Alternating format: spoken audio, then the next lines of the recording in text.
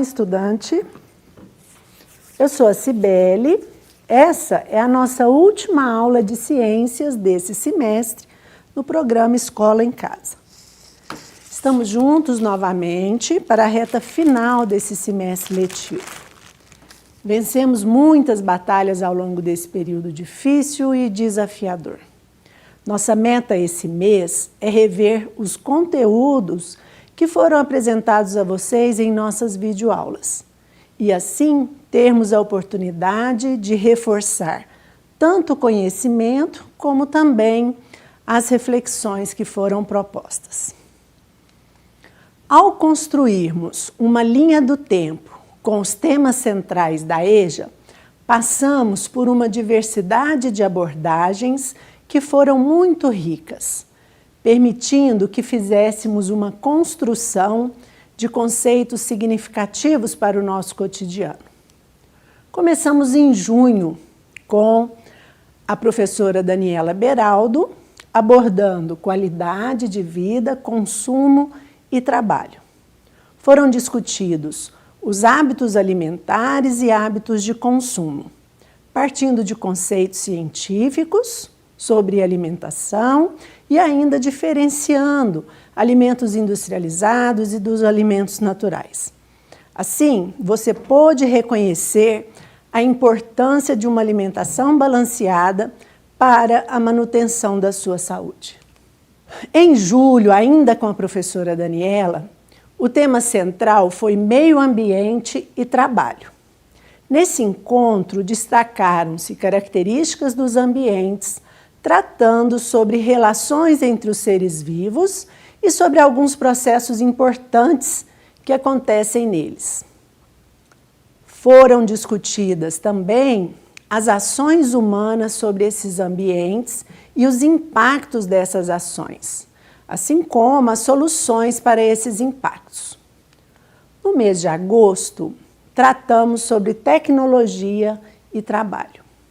Foi possível avaliar os papéis da tecnologia na ciência e suas aplicações no mundo do trabalho e no nosso cotidiano de maneira prática.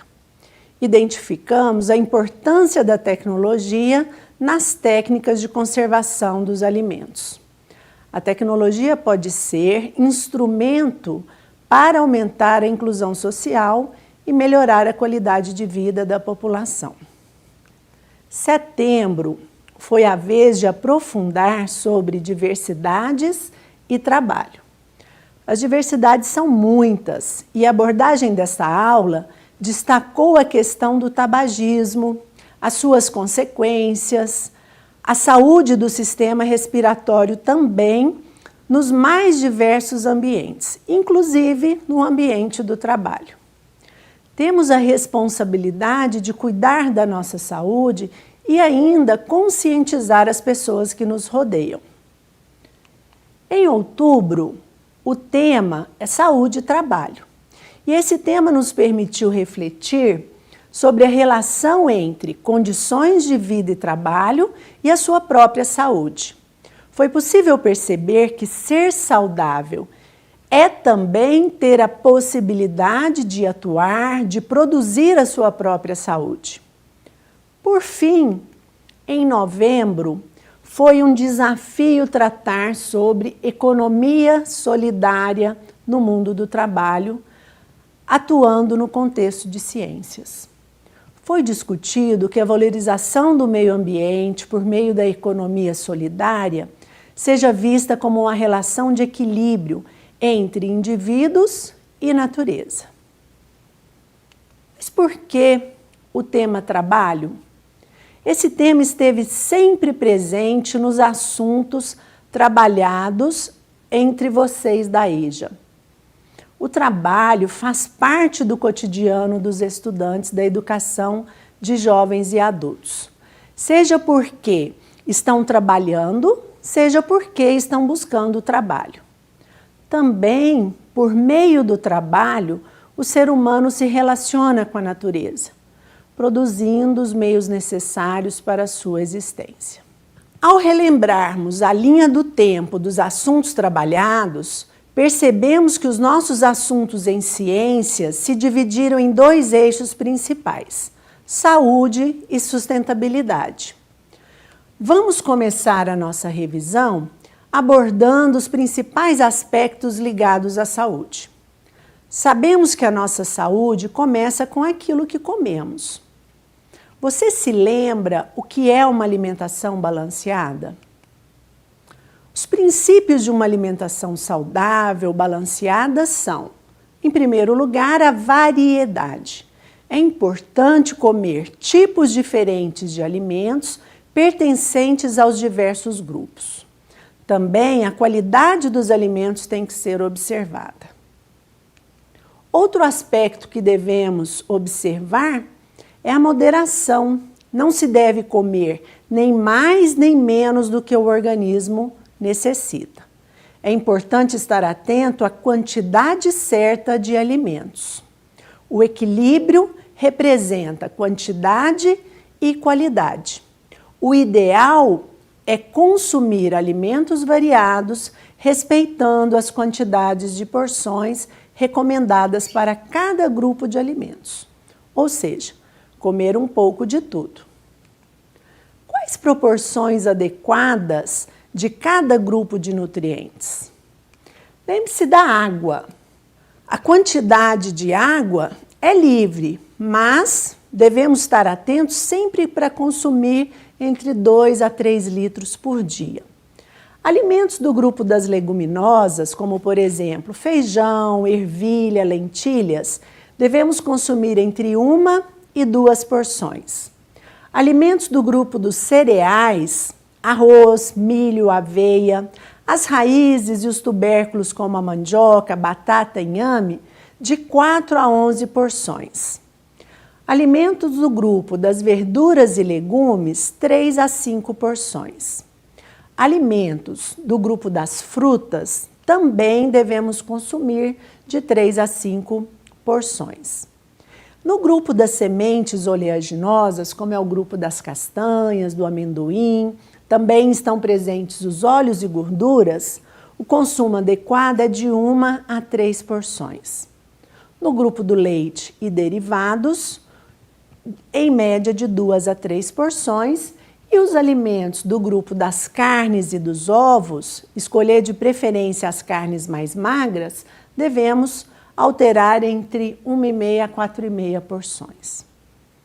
O que realmente o nosso organismo precisa obter dos alimentos?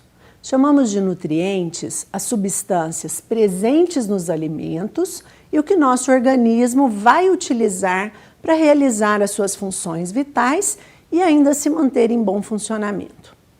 Entre as funções dos nutrientes, podemos destacar a obtenção de energia, materiais de construção de novas células, reparo de componentes celulares e prevenção de várias doenças. Veja só a classificação dos nutrientes. Nós temos grupos de nutrientes divididos em proteínas, carboidratos, gorduras, vitaminas e minerais. No grupo dos carboidratos, nós temos uma divisão. Os carboidratos simples, que estão presentes, por exemplo, nos pães brancos, no macarrão. E lembrando que carboidratos simples são de rápida absorção, por isso eles se esgotam mais rapidamente. E por causa dessa característica, nós vamos ter uma necessidade de nos alimentarmos de uma forma mais rápida num curto espaço de tempo. Já os carboidratos complexos, que contêm fibras, que são ricos em fibras, são de absorção mais lenta. Isso nos dá mais saciedade e aumenta o tempo que levamos para necessitar nos alimentar de novo. Entre as gorduras, costumamos encontrar nos rótulos alimentos que se dividem em gorduras totais, gorduras saturadas e gorduras trans. As gorduras saturadas e as gorduras trans são as mais perigosas para a nossa saúde. São gorduras que podem contribuir, por exemplo, para a formação de placas de gordura nos vasos sanguíneos. Convém evitá-las nos alimentos. Vamos construir juntos um quadro resumo sobre os nutrientes e as fontes alimentares onde são encontrados e as suas funções no organismo. Faça isso no seu caderno, faça esse esquema para que você possa reforçar esses conceitos. Nós vamos colocar no quadro nutriente, fonte alimentar e a sua função. Veja só, os nutrientes presentes no organismo são carboidratos, proteínas, os lipídios, que também podemos chamar de gorduras, as vitaminas e os sais minerais. Os carboidratos são encontrados principalmente nas massas, nos cereais, tubérculos, doces ou açúcares. E a função principal dos carboidratos no nosso organismo é a função energética, pois permitem o trabalho muscular e a atividade de cada uma de nossas células. Veja as proteínas. As proteínas são encontradas em diversas fontes alimentares, mas estão muito presentes em alimentos de origem animal, como leite e derivados, ovos, carnes, peixes, mas também alimentos de origem vegetal podem ser ricos em proteínas, como feijão e sementes oleaginosas. A função essencial das proteínas no organismo é a função construtora, pois elas constituem a estrutura das células, mas também formam ossos, cartilagens, pele, parte importante do sangue. Vejamos os lipídios agora. Os lipídios ou gorduras se concentram nos óleos vegetais, gorduras de origem animal, estando presente em frituras, carnes gordas, manteiga, chocolates, castanhas. As funções dos lipídios são basicamente energética, mas também função construtora. Vitaminas. As vitaminas são consideradas alimentos reguladores. Qual que é o sentido desse regulador? Junto com os sais minerais, as vitaminas mantêm o bom funcionamento das células. Tanto vitamina quanto minerais estão presentes em alimentos como frutas, legumes e verduras. Veja a lista dos principais minerais encontrados no nosso organismo: cálcio, fósforo, magnésio, ferro, iodo, manganês, selênio, zinco e cobre. Continuamos com o tema alimento em nossa aula, mas quando falamos sobre tecnologia e trabalho, foi lançado para você o desafio de buscar soluções para a degradação dos alimentos. Por quê? A deterioração dos alimentos pode trazer prejuízos tanto para a nossa saúde quanto prejuízos econômicos. Assim, pensamos em soluções para a conservação dos alimentos utilizando a tecnologia. Vamos refazer o mapa mental que nós fizemos na ocasião? Sabemos que a ciência é o caminho para que a tecnologia possa resolver os problemas cotidianos. O problema proposto foi o desafio da conservação dos alimentos. Antes disso, levantamos as causas da degradação de carnes, frutas, verduras. Chegamos aos micro-organismos, que reúnem vários organismos vivos como vírus, bactérias, fungos microscópicos, protozoários. Entretanto, o papel dos micro-organismos é diverso.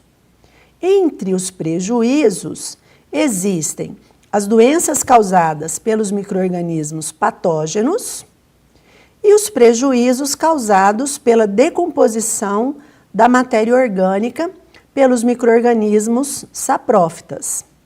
Porém, muitos micro-organismos não são prejudiciais. A biotecnologia os utiliza na produção de vacinas, na produção dos alimentos, na sua conservação e ainda na agricultura. Ao chegarmos na conservação dos alimentos, podemos identificar várias técnicas, como a utilização do frio, do calor, do sal, da desidratação, da defumação, entre várias outras técnicas de conservação dos alimentos. Enfim, a utilidade prática da conservação dos alimentos está na segurança alimentar da população. Isso se relaciona ao nosso cotidiano e também ao mundo do trabalho. Ainda com foco na saúde, ao trabalhar a temática diversidades e trabalho, relacionamos as diversidades com o tabagismo e com os cuidados com o sistema respiratório. Cuidados fundamentais, inclusive, na rotina do trabalhador. Se você fosse desafiado a ajudar na luta pessoal de uma pessoa amiga contra o tabagismo, como você faria para colaborar com ele? Em quais aspectos você poderia orientá-lo? Para vencer esse desafio, vamos relembrar a estrutura do sistema respiratório e o seu funcionamento, ok? Vamos resolver essa atividade que relaciona cada parte do sistema respiratório com uma função e com um órgão. Primeiro, nós vamos listar o caminho do ar passando pela parte respiratória. Então, o ar entra pelas fossas nasais, vai passar pela faringe, que é um tubo comum ao sistema respiratório e digestório. Da faringe, o ar vai para a laringe, passa pela traqueia. A traqueia se bifurca em 2 brônquios que vão levar aos pulmões. Os brônquios se ramificam em bronquíolos e os bronquíolos vão terminar em saquinhos de ar, que são os alvéolos.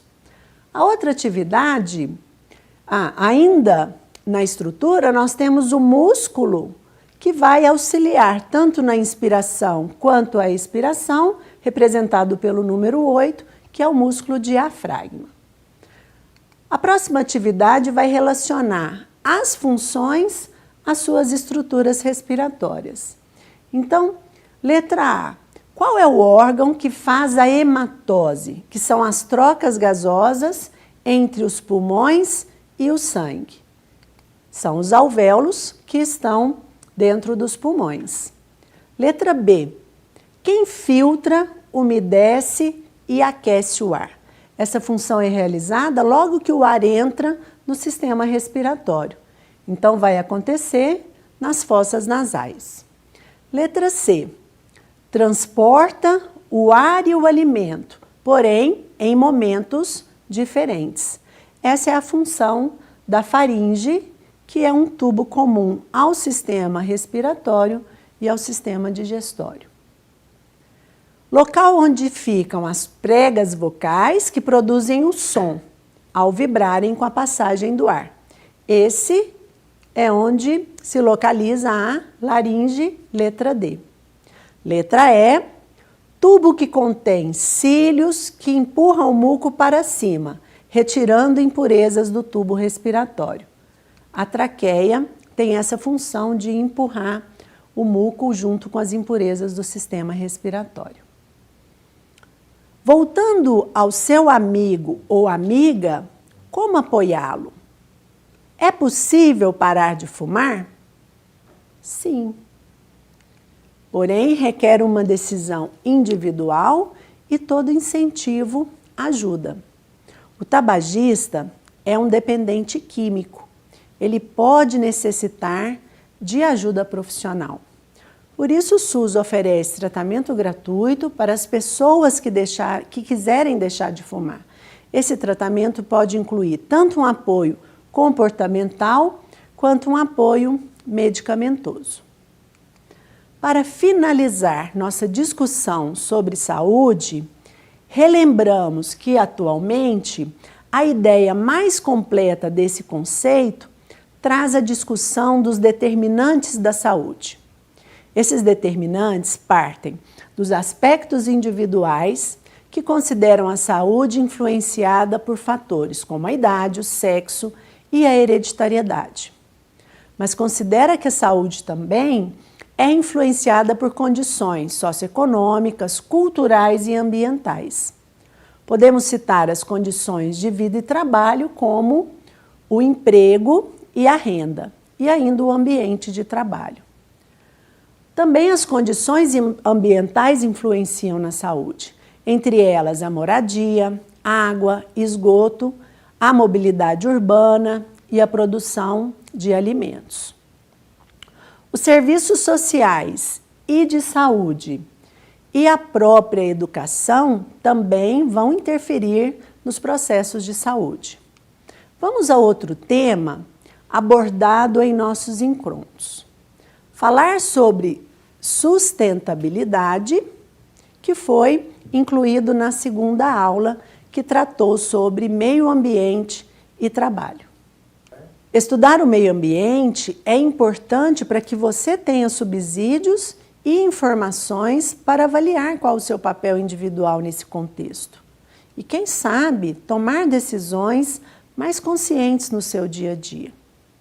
Ao comparar as relações no ambiente, podemos afirmar que os seres vivos dependem uns dos outros e também dependem de outros fatores.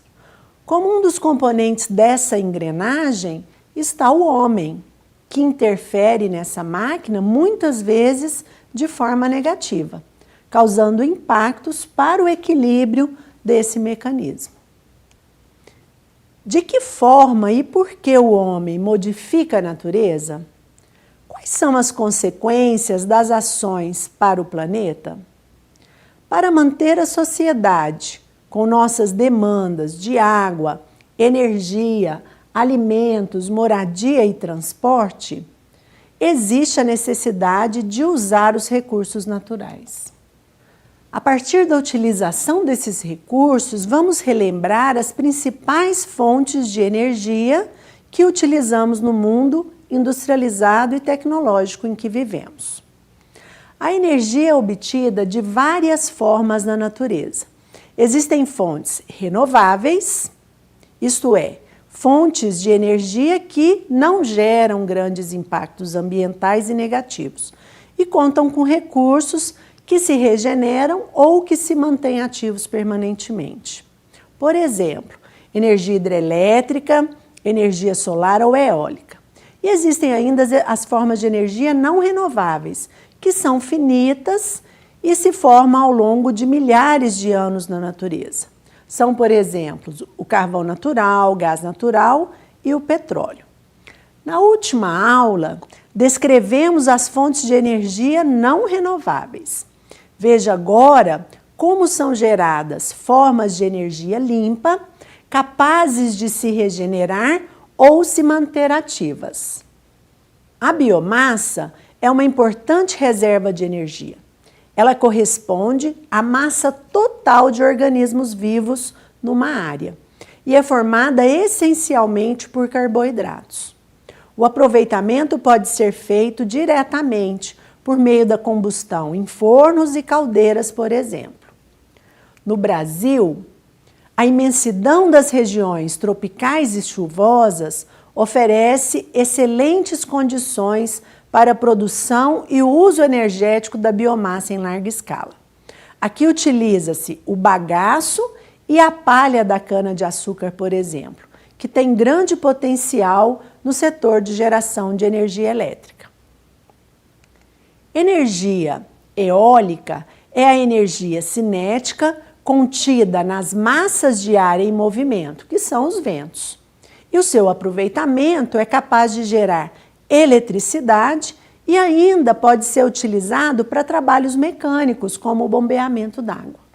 O Brasil é favorecido em termos de ventos, pois temos grandes quantidades de ventos, superior inclusive à média mundial. A energia solar é aquela energia obtida pela luz do sol que pode ser captada com painéis solares que são chamados de células fotovoltaicas. Essa energia chega ao planeta nas formas térmica e luminosa. Sua irradiação na superfície da Terra é suficiente para atender milhares de vezes o consumo mundial de energia. Essa radiação, porém, não atinge de maneira uniforme toda a crosta terrestre? Depende da latitude, das condições atmosféricas e climáticas, como nebulosidade e umidade relativa do ar. O Brasil é privilegiado em termos de radiação solar. O Nordeste brasileiro apresenta radiação comparável às melhores regiões do mundo nessa variável, o que, porém, não ocorre em localidades mais distantes da linha do Equador, como, por exemplo, as regiões Sul e Sudeste. Para que possamos conviver em harmonia com o meio ambiente e aproveitar os recursos de forma consciente, precisamos conhecer as causas dos problemas e as consequências de nossas ações, e também entender que somente ações ambientalmente conscientes permitirão usufruir dos recursos naturais sem prejudicar o meio ambiente. Lembra-se do que se trata a sustentabilidade? É o equilíbrio entre o que precisamos retirar ou explorar da natureza e o que oferecemos em troca. As atitudes sustentáveis estão ao alcance de todos nós e não requerem grandes sacrifícios. Os pilares da sustentabilidade vão incluir meio ambiente, impacto social e economia. Dessa forma, para ser uma sociedade sustentável, deve-se incentivar a preservação do meio ambiente, o bem-estar social e ainda o ganho econômico. A sustentabilidade propõe o uso consciente dos recursos do planeta. Preservando e tendo consciência de serem finitos, lembrando que os recursos naturais são a nossa herança para as gerações futuras.